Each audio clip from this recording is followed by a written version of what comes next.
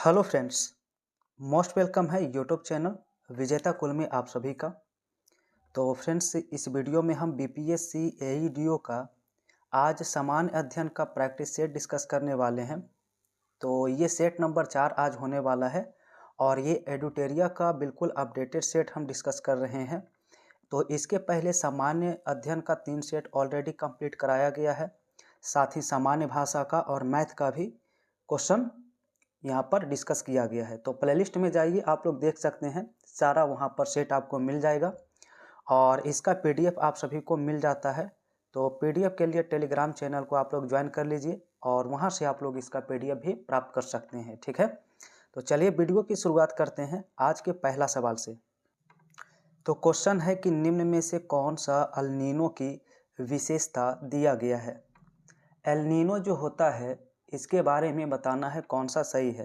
तो El Nino एक गर्म जलधारा होती है और इसका आंसर सी होगा कि मध्य और पूर्वी प्रशांत महासागर में समुद्री सतह के तापमान में असामान्य वृद्धि।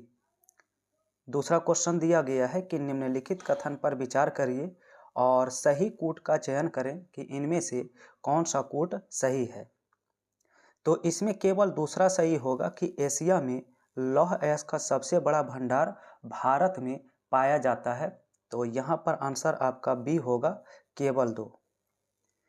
नेक्स्ट क्वेश्चन है कि भारतीय मानसून के संबंध में निम्नलिखित कथन पर विचार करिए और सही उत्तर का चयन करिए, कौन सा उत्तर यहाँ पर सही होगा। तो बिल्कुल पहला ऑप्शन सही होता है कि यह एक प्रकार की मौसमी पवन प्रणाली है। नेक्स्ट क्वेश्चन 4 है, लिखा है निम्न में से कौन सा जोड़ा इसमें सही है। तो इनमें जोड़ा देखना है कौन सा सही है। तो फ्रेंड्स, पहला ऑप्शन और इसके बाद तीसरा ऑप्शन, यानी ए और सी उत्तर होगा। तो ऑप्शन नंबर डी आपका क्या होता है, राइट आंसर। नेक्स्ट क्वेश्चन 5 है, लिखा है कोयला के बारे में निम्नलिखित में कौन सा कथन यहाँ पर सही लिखा गया, ये बताइए, ठीक है। तो उपरोक्त में से सभी, यानी पहला, दूसरा और तीसरा, उपरोक्त में से सभी कथन यहाँ पर सही है। क्वेश्चन नंबर 6 रहेगा, जहाँ पर कहा गया कि निम्न में से कौन सा कथन यहाँ पर गलत है, ठीक है। तो गलत कथन इनमें आपका बी ऑप्शन है कि कार निकोबार द्वीप समूह भूमध्य रेखा के सबसे करीब स्थित है, जो बिल्कुल यहाँ पर आपका क्या है, सही नहीं है, ठीक है। चलिए आगे बढ़ते हैं। तो क्वेश्चन नंबर 7 से आंसर करना है। 7 में लिखा है कि हिमालय के क्षेत्रीय विभाजन के संबंध में कथन पर विचार करें और उपयुक्त कथन में सही कथन बताइए कौन सा है। और इसका ऑप्शन इस प्रकार से दिया गया है। तो बिल्कुल ऑप्शन डी बिल्कुल सही होगा, ना तो 1 ना ही 2। क्वेश्चन नंबर 8 है, जहां पर सूची 1 और सूची 2 का क्या करना है, तो मिलान करना है, ठीक है। चलिए, तो यहाँ पर ऑप्शन देखना है 8 का राइट आंसर क्या होगा, इस प्रकार से ऑप्शन दिया गया है। तो फ्रेंड्स, ऑप्शन डी मैच करना इसका राइट होगा। क्वेश्चन नंबर 9 लिखा है असत्य कथन का चयन करें, कौन सा कथन यहाँ पर असत्य रूप में लिखा गया है। तो आपका ऑप्शन सी यहाँ पर असत्य है कि कृष्णा नदी की लंबाई 1310 किलोमीटर है, जो यहाँ पर सही नहीं है। क्वेश्चन नेक्स्ट रहेगा 10 में, लिखा गया है कि यदि ग्रीनविच 0 डिग्री देशांतर पर स्थानीय समय सुबह 10 बजे हैं तो 60 डिग्री पूर्वी देशांतर पर स्थित स्थान का स्थानीय समय क्या होगा। तो 10 का राइट आंसर ए होगा, दोपहर 2 बजे। चलिए फ्रेंड्स, आगे बढ़ते हैं। 11 में फिर से सूची 1 और सूची 2 दोनों को मैच करना है, क्या होगा यहाँ पर राइट का आंसर, ठीक है। तो यहाँ पर आप लोग इसे मैच करेंगे 11 में, तो आपका ऑप्शन बी बिल्कुल राइट होगा, 2143, ठीक है। नेक्स्ट है कि निम्न में से कौन सा युग्म यहाँ पर सही लिखा गया है। तो सही युग्म की पहचान करेंगे। तो गुणसूत्र का नामकरण जो किया गया था वो डब्ल्यू वाल्डेयर के द्वारा। नेक्स्ट है 13 में, लिखा है निम्न में से कौन सा कथन यहाँ पर सही है, सही कथन बताइए। सही कथन है कि लाल रुधिर कणिकाएं उभयावतल आकार का होता है। नेक्स्ट है, निम्न में से कौन पीयूष ग्रंथि के संबंध में सही लिखा गया है। तो फ्रेंड्स, पीयूष ग्रंथि अंतःस्रावी ग्रंथि है, सबसे मानव शरीर की बड़ी ग्रंथि, यहाँ पर जो लिखा गया मास्टर ग्रंथि कहते हैं। तो यहाँ पर एक से अधिक उत्तर सही हो रहा है, यानी ऑप्शन डी करेंगे। ठीक है, मास्टर ग्रंथि भी कहते हैं और अंतःस्रावी ग्रंथि भी है। 15 लिखा है निम्न में से कौन सा यहाँ पर सही है? 15 का आंसर। तो 15 में सही है कि धमनियों में रक्त दाब शिराओं की तुलना में अधिक होता है। 16 नंबर सवाल, जिसमें सूची 1 और सूची 2 मैच करना है। तो इसका ऑप्शन देखेंगे तो 16 का राइट आंसर बी ऑप्शन होगा, 4 3 2 1। ठीक है, नेक्स्ट क्वेश्चन रहेगा सवाल नंबर 17। क्वेश्चन है निम्न में से कौन सा इसमें सही लिखा गया है? ठीक है, सही इसमें है कि परागकोश से निकलकर अंडक की वर्तिकाग्र पर पराग कणों के पहुंचने की क्रिया को परागन कहते हैं। नेक्स्ट है 18, लिखा गया हाइड्रोपोनिक्स क्या है? ठीक है, तो फ्रेंड्स हाइड्रोपोनिक्स होता है मृदा रहित पोषक तत्वों से जलीय घोल में पौधा उगाना। नेक्स्ट सवाल है 19, जहां पर लिखा है निम्नलिखित कथन पर विचार करिए तथा सही उत्तर का चयन करें। ठीक है, तो 19 का ऑप्शन बी होता है कि गेंद पकड़ते समय खिलाड़ी अपने हाथ को पीछे की ओर संवेग शून्य करने के लिए खींच लेता है। नेक्स्ट लिखा है कि ऊर्जा के रूपांतरण के संबंध में कौन सा युग्म यहाँ पर सही नहीं है? तो 20 का ऑप्शन सी करेंगे कि ऊंचाई से गिरते पत्थर की ऊर्जा गतिज ऊर्जा को स्थितिज ऊर्जा में। नेक्स्ट क्वेश्चन 21 है, लिखा है निम्नलिखित कथन पर विचार करें और इनमें से सही कथन बताइए, इनमें से कौन सा है? ठीक है, तो इसमें फ्रेंड्स ऑप्शन बी करना होगा, 3 तथा 4। क्वेश्चन नंबर 22, जहां पर सूची 1 और सूची 2 मैच करना है। ठीक है, तो अब फ्रेंड्स इसका आगे की पेज में ऑप्शन देखेंगे, इस प्रकार से दिया गया है। तो 22 का ऑप्शन बी आपका राइट आंसर होता है। क्वेश्चन नंबर 23 है, जहां पर लिखा गया है कि निम्नलिखित कथन पर विचार करिए और कौन सा सही नहीं है ये बताइएगा। ठीक है, तो 23 नंबर सवाल का जो है उपरोक्त में से सभी उत्तर होगा, ऑल आंसर करेंगे, जो कि ऑप्शन डी में है। क्वेश्चन नंबर 24 है, जहां पर सूची 1 और सूची 2 फिर से मैच करने वाला सवाल आ चुका है। तो 24 नंबर सवाल का आंसर करना है, कौन सा विकल्प सही होगा? तो विकल्प ए ही इस सवाल का राइट होता है। क्वेश्चन नंबर 25 दिया गया है कि एवोगाड्रो का नियम क्या कहलाता है? तो एवोगाड्रो का नियम कहता है कि समान ताप और दाब पर सभी गैसों के समान आयतन में अणुओं की संख्या समान होगी। नेक्स्ट है कि भारी जल का उपयोग होता है। तो भारी जल का उपयोग इनमें से एक से अधिक में होता है। आंसर इसका डी करना राइट होगा। ठीक है, चलिए आगे फ्रेंड्स 27 नंबर सवाल है, जहां पर फिर से सूची 1 और सूची आप सभी का मैच करना है। ठीक है, तो 27 का ऑप्शन बी मैच करना यहाँ पर राइट होगा। नेक्स्ट है 28, कहा गया निम्नलिखित में कौन सा कथन सही है? ठीक है, सही कथन है कि निलंबन में परिक्षेपित कणों का आकार 10⁻³ सेंटीमीटर से -4 सेंटीमीटर या इससे अधिक होता है। नेक्स्ट है 29, फ्यूज में प्रयुक्त होने वाली तार की विशेषता क्या है? ठीक है, तो फ्यूज की विशेषता है कि उच्च प्रतिरोध शक्ति तथा निम्न गलनांक। नेक्स्ट है कि एस्ट्रीकरण की प्रक्रिया में उत्प्रेरक की भूमिका कौन निभाता है, ये बताइएगा। तो 30 का राइट आंसर ए होता है आम्ल। नेक्स्ट क्वेश्चन 31 है, जहां पर सूची 1 और फिर से सूची 2 दिया गया है और इसका ऑप्शन मैच करेंगे फ्रेंड्स, तो इस सवाल का राइट आंसर सी उत्तर निकल के आएगा। ठीक है, आगे क्वेश्चन 32, लिखा है विजयनगर साम्राज्य की राज्य भाषा बताइए क्या है? तो इसका आंसर ए होता है तेलुगु। नेक्स्ट है, निम्न में से कौन सा अनुक्रम सही कालक्रम को दर्शाता है? सही कालक्रम दर्शाता है रामानंद, कबीर और चैतन्य। नेक्स्ट है 34 में, जिसमें लिखा गया है निम्नलिखित पेशवाओं के शासनकाल पर विचार करें और उन्हें कालक्रम में व्यवस्थित करें। ठीक है, तो 34 का ऑप्शन ए राइट होता है बिल्कुल, ठीक है, बिल्कुल लगातार आपका इसका सीक्वेंस बनेगा। नेक्स्ट है 35 में, लिखा है सिंधु घाटी सभ्यता की खोज सन 1921 में किसने किया था? तो सिंधु घाटी सभ्यता की खोज दयाराम साहनी के द्वारा किया गया था। नेक्स्ट है कि उत्तर वैदिक काल में निष्क और शतमान क्या थे? ठीक है, तो निष्क और शतमान ये मुद्रा हुआ करता था। नेक्स्ट है कि अशोक के प्रमुख शिलालेख में से धाम नीति की व्याख्या का उल्लेख किसमें है? तो 37 का आंसर सी होता है प्रमुख शिलालेख 11। नेक्स्ट क्वेश्चन 38 है, लिखा है बौद्ध परिषद के बारे में निम्नलिखित कथन पर विचार करिए और गलत कथन बताइए कौन सा है इसमें। तो गलत कथन पहला और इसमें आपका दूसरा है, ठीक है। तो 38 का ऑप्शन सी यहाँ पर करना क्या होता है? राइट होता है।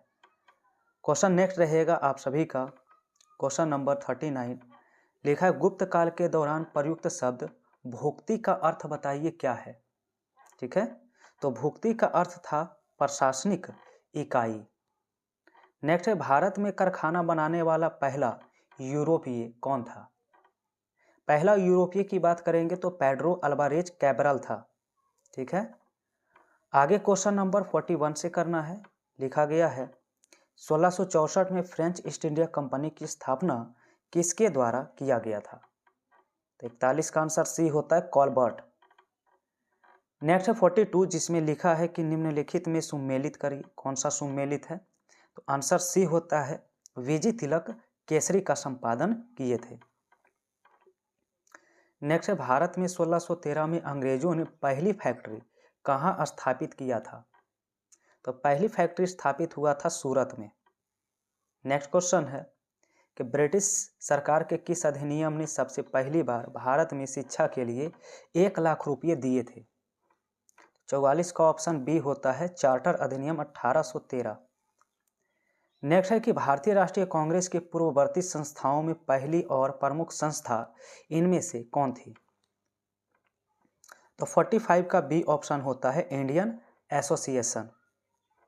नेक्स्ट लिखा हुआ 46, कहा गया 1916 में कांग्रेस और मुस्लिम लीग के बीच लखनऊ समझौता हुआ, उसका कौन सा निर्णय घातक सिद्ध हुआ था? तो इनमें से घातक सिद्ध हुआ था कांग्रेस द्वारा प्रांतीय विधानसभाओं में धार्मिक अल्पसंख्यक का प्रतिनिधित्व स्वीकारना। नेक्स्ट है 47, कहा गया सैडलर आयोग निम्न में से किस क्षेत्र से संबंधित है? तो 47 का आंसर डी होता है शिक्षा क्षेत्र। नेक्स्ट है लंदन में इंडियन होम रूल सोसाइटी की स्थापना किसने किया था? ठीक है, 48 का आंसर सी होता है श्यामजी कृष्ण वर्मा। नेक्स्ट है असहयोग आंदोलन में कौन सा कार्यक्रम शामिल नहीं था? असहयोग आंदोलन में तो 49 का आंसर डी होता है सरकारी वाहनों से यात्रा करने पर पाबंदी। ठीक है, नेक्स्ट रहेगा 50 नंबर सवाल। लिखा है इंडिपेंडेंस नामक समाचार पत्र किसके द्वारा संपादित या प्रकाशित किया गया था? तो 50 का आंसर सी होगा मोतीलाल नेहरू। क्वेश्चन नेक्स्ट है कि एक नया राज्य बनाने के लिए संवैधानिक संशोधन के लिए कैसा बहुमत होना चाहिए? तो इसमें बहुमत होना चाहिए साधारण। नेक्स्ट है 52, जहां पर सवाल लिखा गया है किस संविधान संशोधन से दिल्ली को राष्ट्रीय राजधानी क्षेत्र का नाम दिया गया? तो इसके लिए संशोधन था 69वां 69th अमेंडमेंट। नेक्स्ट सवाल रहेगा 53, लिखा गया है 1909 के मार्ले मिंटो सुधार के अंतर्गत वायसराय की कार्यकारिणी परिषद में प्रयुक्त होने वाली प्रथम भारतीय कौन थे? तो 53 का आंसर सी होता है सत्येंद्र प्रसाद सिन्हा।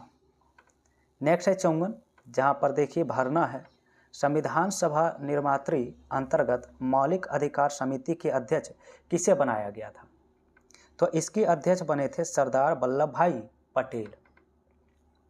55 नंबर सवाल है, लिखा है भारतीय संविधान में समवर्ती सूची का प्रावधान किस देश के संविधान से प्रेरित होकर ग्रहण किया गया है? तो 55 का ऑप्शन बी होता है ऑस्ट्रेलिया। नेक्स्ट है शोषण के विरुद्ध मौलिक अधिकार भारतीय संविधान में कहाँ समाविष्ट किया गया है? 56 का आंसर सी होता है आर्टिकल 23 और 24।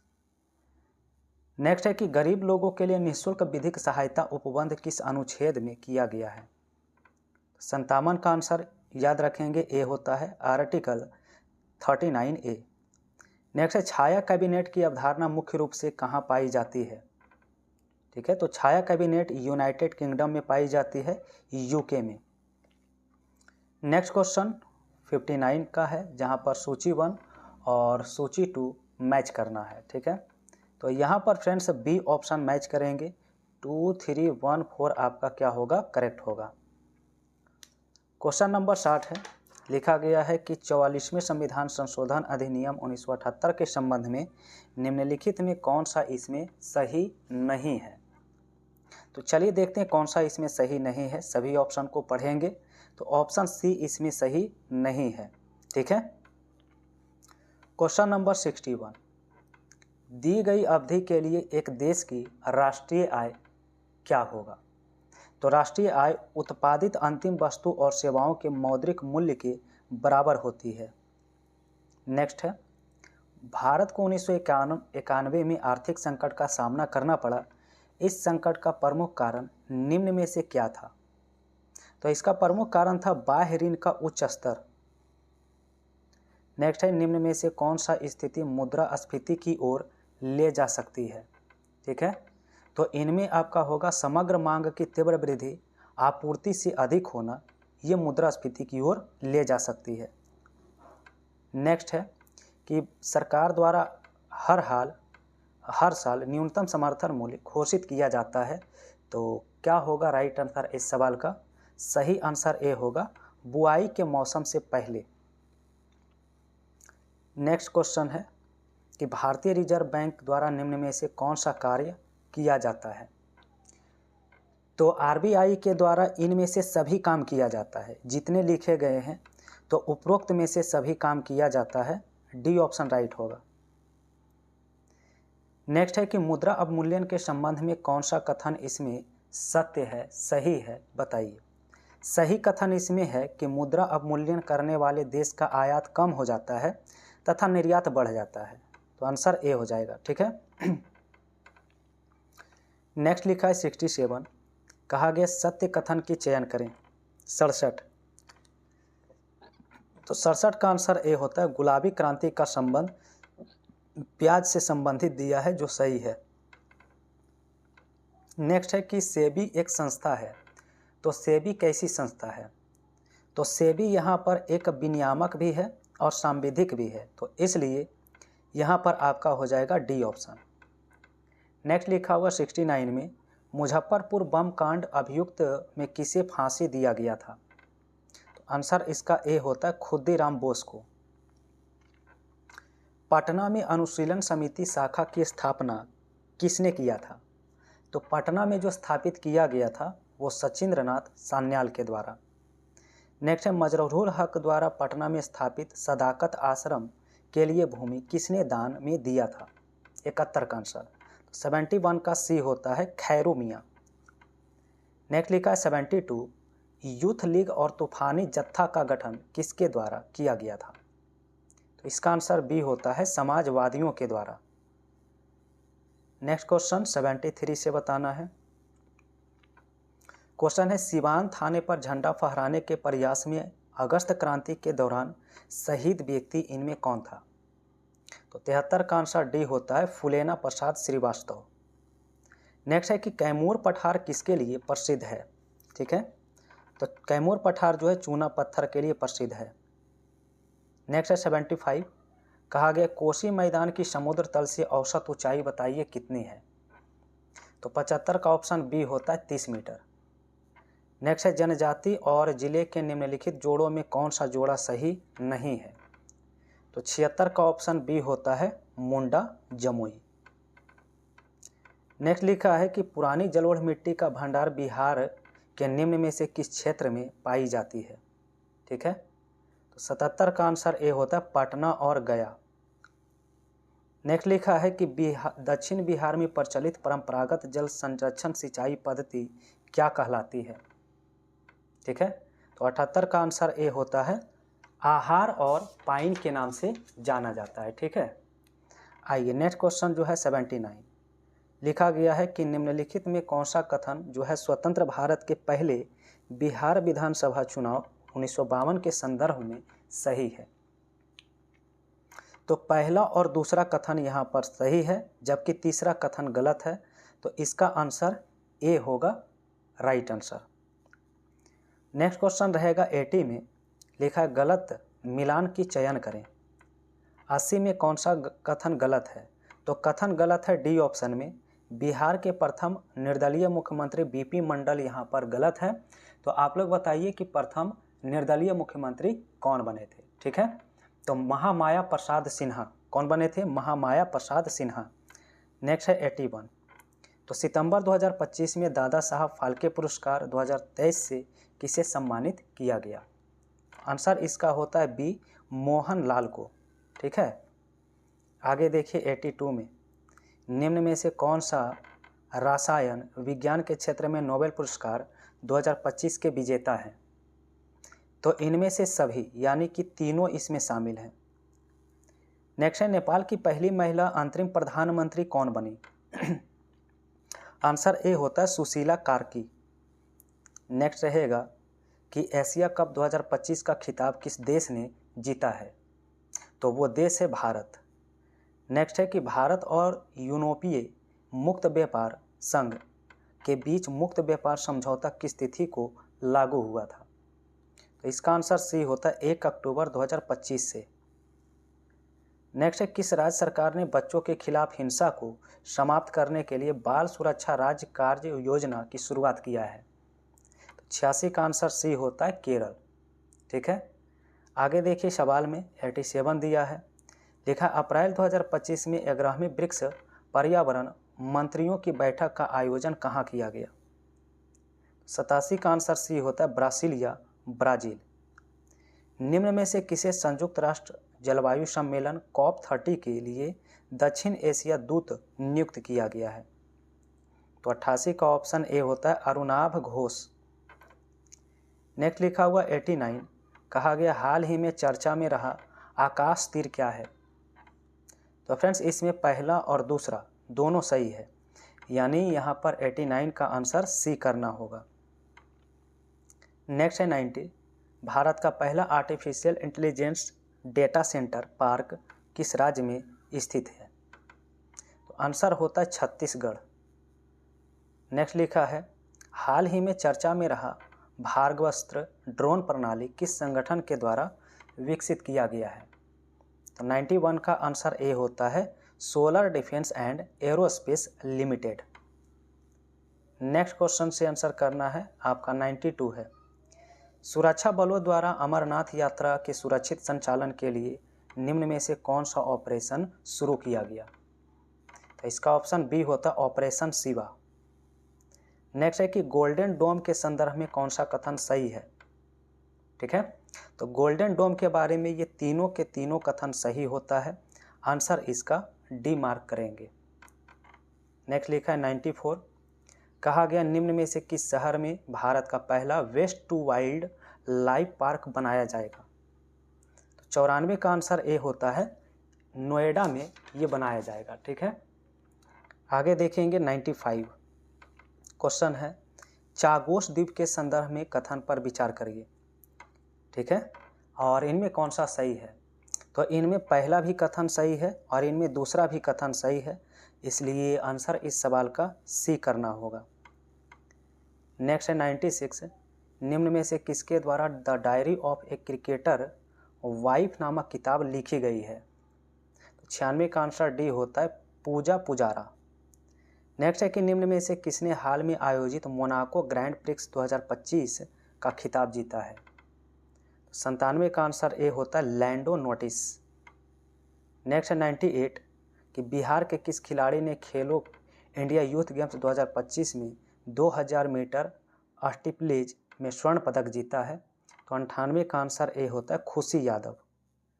नेक्स्ट है 99, कहा गया वन स्थिति रिपोर्ट 2023 के अनुसार बिहार में अत्यंत सघन वन तथा सामान्य सघन वन क्षेत्र हैं। तो इसका आंसर डी होता है 387 एवं।